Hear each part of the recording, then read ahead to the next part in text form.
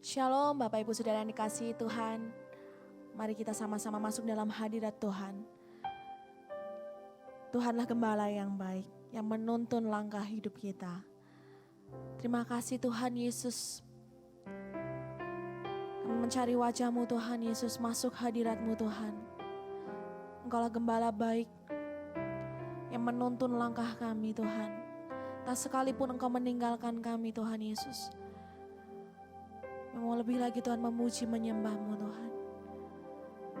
Haleluya Yesus.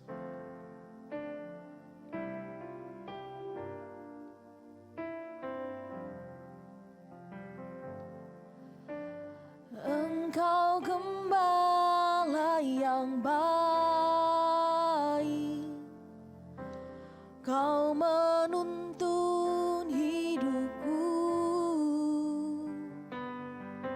dan bawaku ke air tenang, menyegarkan jiwaku. Sekalipun ku berjalan dalam lembah kekelaman,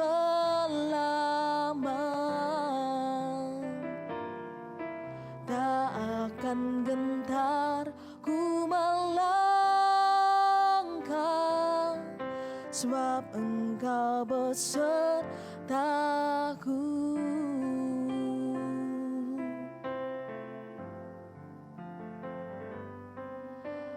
Engkau gembala yang baik,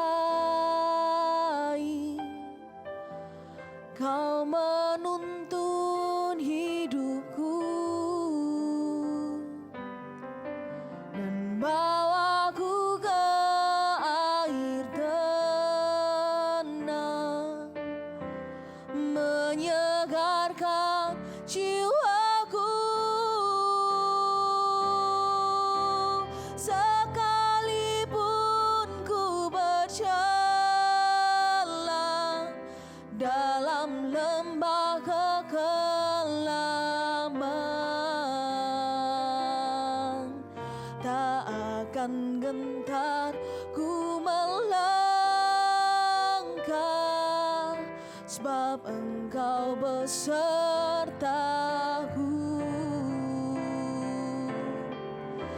Sekalipun ku berjalan dalam lembah kekelaman,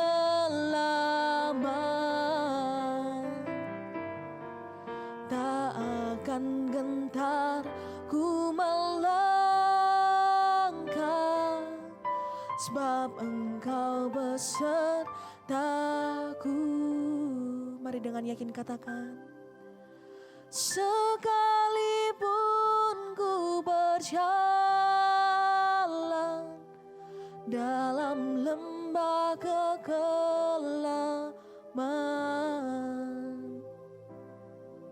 tak akan gentar ku melangkah, sebab Engkau besertaku.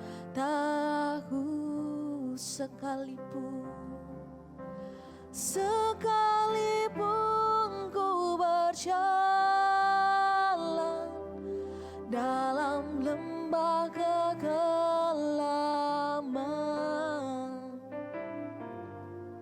tak akan gentar ku melangkah, sebab Engkau besertaku. Tak akan gentar ku melangkah, sebab Engkau besertaku.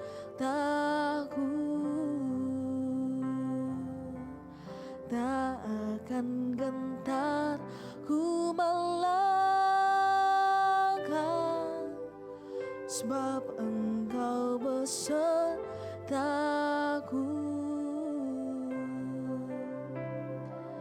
Haleluya Yesus, Engkau gembala yang baik, Engkau Tuhan yang baik.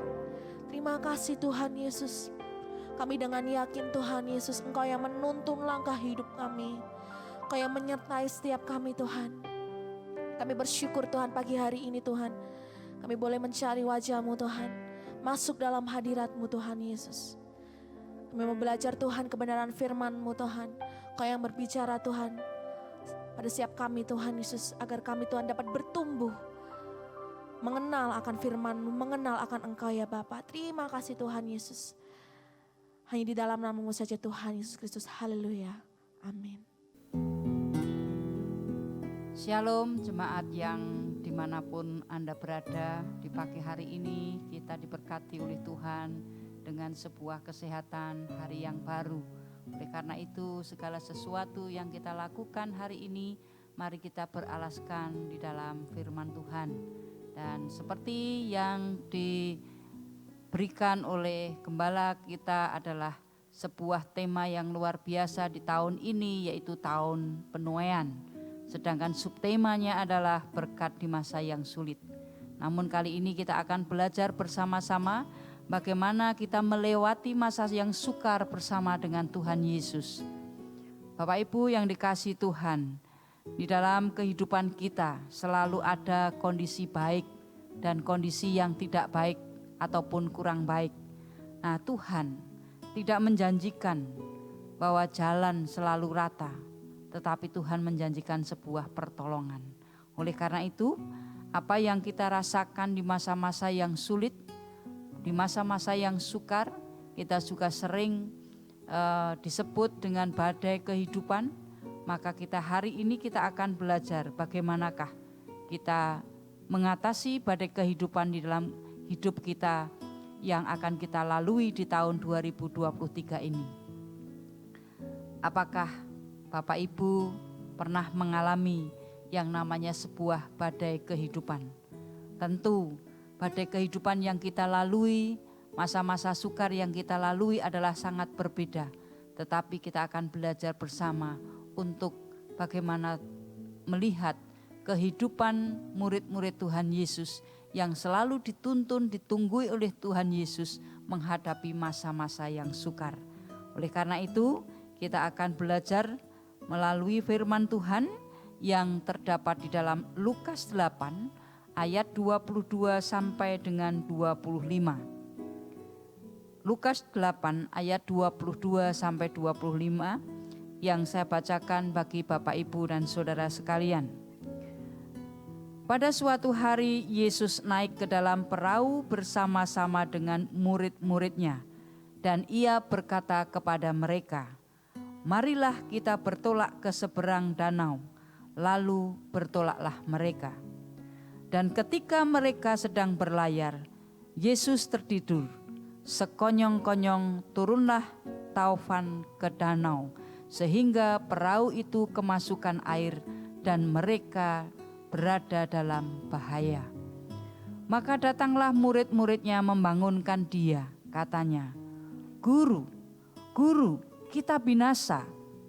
Ia pun bangun, lalu menghardik angin dan air yang mengamuk itu, dan angin dan air itu pun reda, dan danau itu menjadi teduh. Lalu katanya kepada mereka, "Di manakah kepercayaanmu?" Maka takutlah mereka dan heran. Lalu berkata seorang kepada yang lain, "Siapakah gerangan orang ini, sehingga ia memberi perintah kepada angin dan air, dan mereka taat kepadanya?"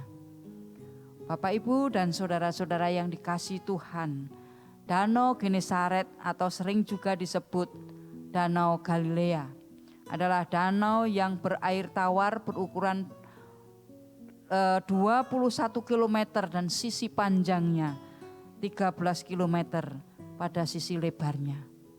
Bapak Ibu, danau itu memang terkenal dengan badainya. Badai yang cukup hebat dan sering dengan tiba-tiba ada badai yang menimpa kapal-kapal yang sedang berlayar di danau itu. Tentu karena mereka murid-murid Tuhan Yesus itu adalah para nelayan yang sudah handal. Tetapi ketika menghadapi badai yang ada di dalam danau itu, dia takut takut di dalam sebuah keadaan yang sangat berbahaya. Dan di situ dikatakan sekonyong-konyong turunlah taufan ke danau sehingga perahu itu kemasukan air dan mereka berada dalam bahaya. Nah, ketika Tuhan Yesus berkata kepada murid-muridnya agar mereka pergi ke daerah seberang danau, dan ketika mereka itu melakukan hal yang dilakukan yaitu berlayar, posisi Tuhan Yesus tertidur. Bagaimana mungkin seseorang tidur di dalam keadaan perahu yang terombang-ambing? Tetapi nyatanya Tuhan Yesus tidur. Karena apa? Karena dia tidak memiliki rasa khawatir. Nah, apa yang dirasakan oleh murid-muridnya adalah sama seperti halnya ketika kita berada di dalam masa yang sukar, seakan-akan di dalam sebuah bahaya, tetapi tidak sadar bahwa di tengah-tengah kita ada Tuhan. Ada Tuhan yang selalu menolong, yang selalu mengiring, bahkan itu selalu menyertai di kemanapun kita pergi. Para murid-muridnya ketakutan, padahal di dalam perahu ada Tuhan Yesus. Di situ mereka merasakan satu hal, kekhawatiran bahwa hidupnya di dalam bahaya, tetapi tidak menyangka bahwa Tuhan ada bersama mereka. Bahkan mereka ketika sudah dalam keadaan panik, dia membangunkan Yesus, Guru, kita binasa. Sama halnya di dalam Markus 4 ayat 38. Pada waktu itu Yesus sedang tidur di buritan di sebuah tilam. Maka murid-muridnya membangunkan dia dan berkata kepadanya, Guru, engkau tidak peduli kalau kita binasa. Sering kita berpikir ketika kita mengalami masa yang sukar, kita merasa seakan-akan Tuhan tidak peduli. Tuhan tidak memperhatikan kita. Jadi kita dalam keadaan sebuah putus asa, putus pengharapan, tanpa sadar bahwa Tuhan itu ada di dalam hati kita, memimpin kita, melingkupi kita dari masa-masa, setiap masa yang sulit yang kita lampaui. Maka ketika para muridnya tidak sadar bahwa di situ di dalam perahunya ada Tuhan Yesus. Tuhan Yesus menyertai mereka, tetapi mereka tidak sadar. Bapak, Ibu, dan saudara-saudara yang dikasihi Tuhan, keadaan demikian sering ada di dalam kehidupan kita. Kita merasa di dalam masa sukar, tidak sadar kalau Tuhan itu selalu mengiring, menyertai kita. Dan disitulah kita bisa belajar, hadirnya badai itu bukan berarti Tuhan tidak peduli. Jadi ketika badai itu datang menerpa para muridnya, bukan berarti Yesus yang sedang tidur tidak peduli. Yesus walaupun di situ tidur, dia adalah punya kuasa, punya hal yang luar biasa yang diberikan kepada para muridnya. Sama seperti kita, ketika kita berada di dalam masa-masa yang sukar, bahwa hidup kita, badai itu memang ada, bukan berarti Tuhan tidak peduli. Yang pertama kita belajar, badai itu boleh ada. Badai itu ada dan Tuhan itu menyatakan bukan karena Tuhan tidak peduli. Tetapi hadirnya badai menyatakan bahwa kita ini harus membangun sebuah kepercayaan bahwa Tuhan mampu menolong kita, Tuhan mampu untuk mengentaskan kita dari masa-masa yang sukar. Dan yang berikutnya, ketika para murid berusaha keras untuk mengikuti Tuhan Yesus berlayar, Tuhan Yesus tenang, Tuhan Yesus merasa tidak khawatir. Nah, Bapak, Ibu, dan saudara-saudara yang dikasihi Tuhan, lalu kita bertanya, bagaimana kita bertahan di dalam sebuah kesukaran? Apakah kita harus duduk diam? Inilah yang dilakukan para muridnya ketika, apakah engkau tidak peduli jika kita tenggelam? Tentu saja Yesus peduli. Yesus menghardik yang namanya badai dan laut menjadi tenang. Berarti badai itu terjadi akan menjadi sebuah kesanggupan di dalam hidup kita. Dan kalau badai itu boleh ada, berarti kita ini percaya bahwa Tuhan Yesus memampukan kita untuk melewati sebuah kesukaran hidup atau badai kehidupan yang ada di dalam hidup kita, mampu untuk melewati badai dengan tenang dan tidak khawatir. Setelah Yesus menenangkan badai, ia bertanya, "Di mana iman kepercayaanmu? Di mana iman kepercayaanmu?" Dan badai itu ada di dalam hidup kita. Masa-masa yang sukar itu ada di dalam hidup kita. Tuhan Yesus pun bertanya, "Di mana kepercayaanmu?" Padahal kita tahu, kita merasa kita adalah milik Tuhan Yesus yang percaya di dalam kehidupan kita. Tetapi seringkali karena keadaan yang sukar membawa kita tidak percaya lagi. Bapak, Ibu, dan saudara-saudara yang dikasihi Tuhan, mari kita bangun bahwa badai itu terjadi. Pasti kita diberi kesanggupan, kemampuan yang ekstra dari Tuhan. Dan kita tahu bahwa di dalam perjalanan di danau itu, para muridnya itu berjalan bersama Tuhan Yesus. Berjalan bersama Tuhan Yesus di tengah badai. Dan kita pun di dalam masa-masa yang sukar, kita berjalan bersama Tuhan Yesus. Bersama Tuhan Yesus mengiring setiap langkah kehidupan kita. Tuhan Yesus tidak meninggalkan. Tuhan Yesus ada di dalam perahu itu. Tuhan Yesus ada di dalam kapal itu. Tuhan Yesus berada di dalam segala permasalahan yang ada di dalam hidup kita. Dia tidak pernah meninggalkan kita. Dia tidak pernah sedetik pun untuk melalaikan kita. Tetapi kita yang sering tidak percaya karena keputusasaan, maka kita bangun kembali kepercayaan kita bersama Tuhan Yesus di tengah-tengah masa yang sukar, pasti bisa melalui dengan baik. Bapak, Ibu, dan saudara-saudara yang dikasihi Tuhan, siapa yang mengajak, yang menyuruh murid-muridnya untuk bertolak ke seberang? Yaitu Tuhan Yesus sendiri. Tuhan Yesus yang menyuruh. Mengapa para muridnya itu menjadi khawatir? Dia tidak sadar siapa yang menyuruh. Yang menyuruh adalah Yesus, sang guru mereka, penuntun mereka. Tetapi mereka kembali di dalam kesukarannya. Dia mulai tidak percaya. Tidak lagi kepercayaan itu ada, imannya ada, tetapi keputusasaan yang ada. Bapak, Ibu, dan saudara-saudara yang dikasihi Tuhan, pada suatu hari Yesus naik ke dalam perahu bersama-sama dengan muridnya, dan ia berkata kepada mereka, "Marilah kita bertolak ke seberang danau." Lalu bertolaklah mereka. Marilah kita bertolak ke seberang danau. Artinya Tuhan Yesus itu yang mengajak, Tuhan Yesus yang menyuruh. Dan kalau Tuhan Yesus sudah menyuruh ke seberang, tentu ada sebuah jaminan. Di sana ada hal yang luar biasa. Kalau kita menurut perintah Tuhan untuk melakukan sesuatu, tentu Tuhan sudah menjanjikan hal yang luar biasa. Jadi ada jaminan oleh Tuhan. Di dalam masa-masa yang sulit, mari kita taat untuk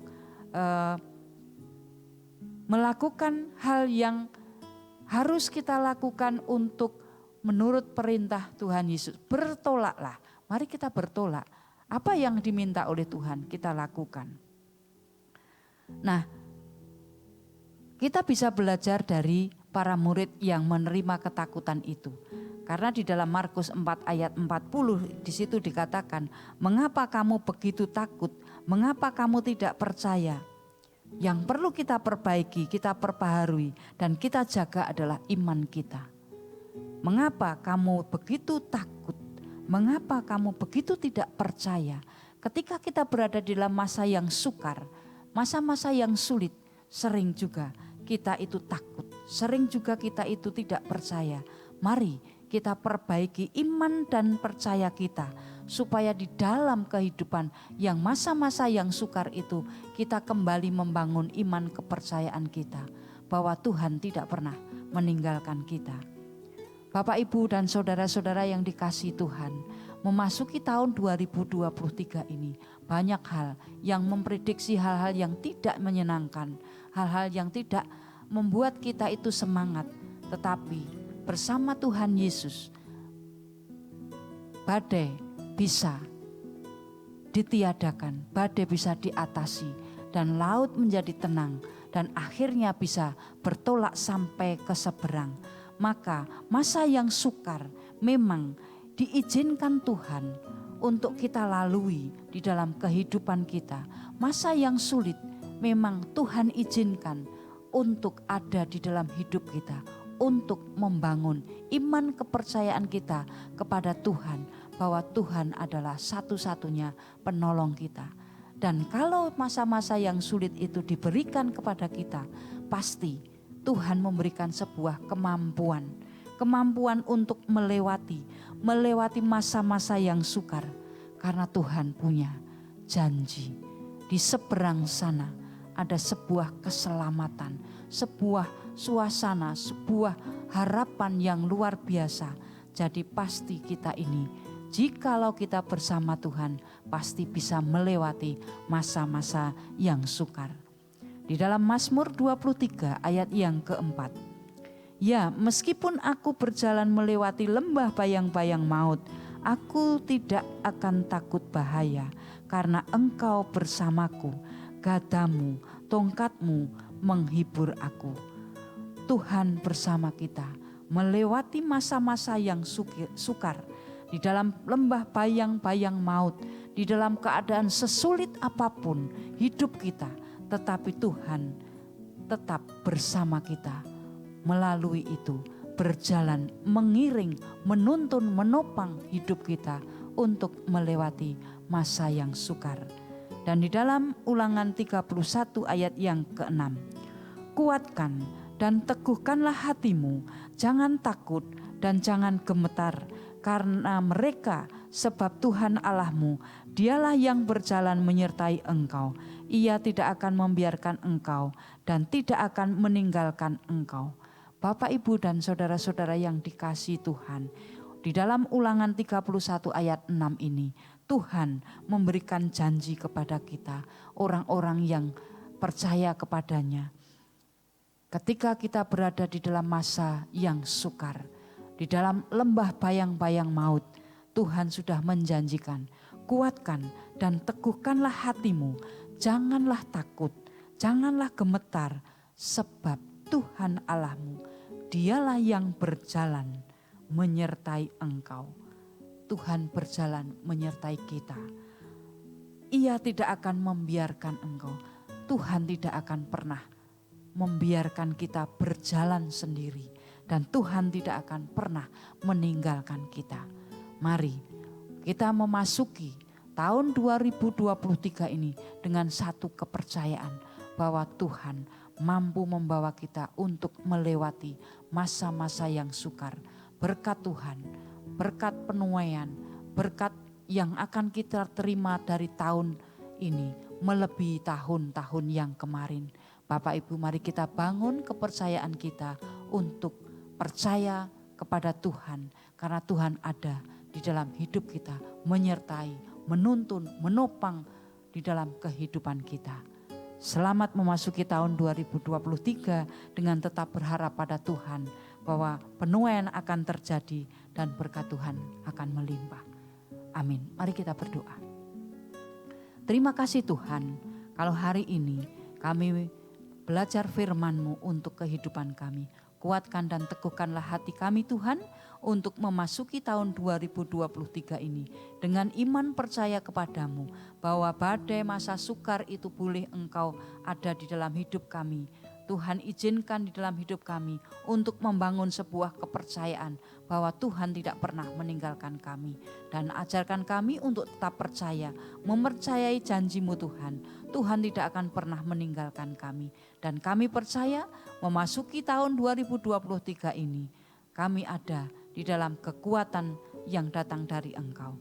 Terima kasih Tuhan. Di dalam nama-Mu kami akan melewati hari ini dengan penuh sukacita dan pengharapan baru yang datang dari Tuhan Yesus. Terima kasih. Haleluya. Amin.